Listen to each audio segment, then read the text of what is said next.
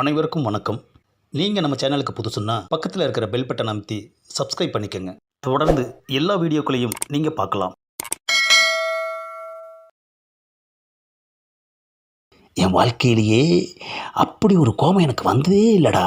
அதுவும் நான் விரும்புகிற ஒரு பொண்ணு முன்னாடி என்னை அசிங்கப்படுத்தினப்போ என்னால் அதை தாங்கிக்க முடியலடா. டேய், தனியாக அசிங்கப்படுறதுங்கிறது வேறடா.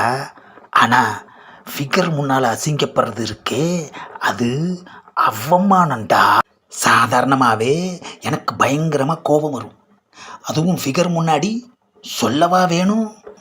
அதனால தாண்டா கொதிச்சு போய் அந்த லிங்கத்து மூஞ்சில் ஒரு பஞ்சு விட்டேன். பஞ்சு விட்ட நீங்கள் அவனுக்கு அங்கேயே பாட கட்டியிருக்கணும். எனது பாடையா? டேய், நான் விட்ட பஞ்சே அவனுக்கு பாடதாண்டா. ஆனாலும் எஸ்கேப் ஆனது நாம தானே கோச்சா. டேய், ரவுடி தொழிலில் எஸ்கேப் ஆகுறதெல்லாம் சகஜண்டா. பிளான் பண்ணி தாண்டா போடணும், புரியுதா?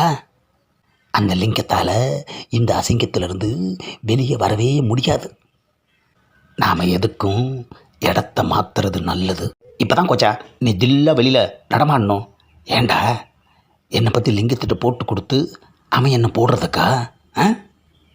ஒரு ஃபிகர் மேட்ரு இவ்வளோ பெருசாக போகும்னு நான் எதிர்பார்க்கவே இல்லையேடா. என் லைஃப்பில் சுகருக்காக கூட நான் இப்படி போராடினது கிடையாது. ஆனால் ஒரு ஃபிகருக்காக எவ்வளோ பெரிய ரவுடியை எதிர்த்து நின்றுருக்கேன் பாரு. இதில் போராடியும் அந்த பொண்ணை அங்கேயே மிஸ் பண்ணிட்டு வந்துட்டோமே கோச்சா. ஃபிகருக்காக அங்கே நின்றுருந்தா பீஸாக இருப்பேன். ஆமாம், நான் லிங்கத்து கூட பிரச்சனை பண்ணப்போ அவள் என்னமோ சொல்ல வந்தாடா. நான் சொல்கிறத கேளுங்கன்னு சொல்லி 2-3 தடவை என்கிட்ட சொன்னான். ஆனால் நான் தான் அது என்னன்னே கேட்கல. என்னவா இருக்கும்? அவ்வளோ பெரிய ரவுடி லிங்கமே அவன் மேலே ஆசைப்பட்டிருக்கானா?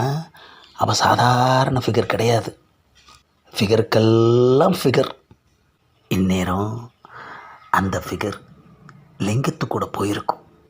நீங்கள் அந்த பொண்ணை உண்மையாக லவ் பண்ணல. அம்மா, ஏன் கோச்சா என்ன அடிக்கிறீங்க? உனக்கு தெரியுமாடா, பார்த்த உடனே அவள் பச்சக்குன்னு மனசில் ஒட்டிட்டாடா. அவளை உண்மையாக நான் லவ் பண்ணலைன்னா எதுக்குடா நான் வந்து லிங்கத்துக்கிட்ட பேசினேன்?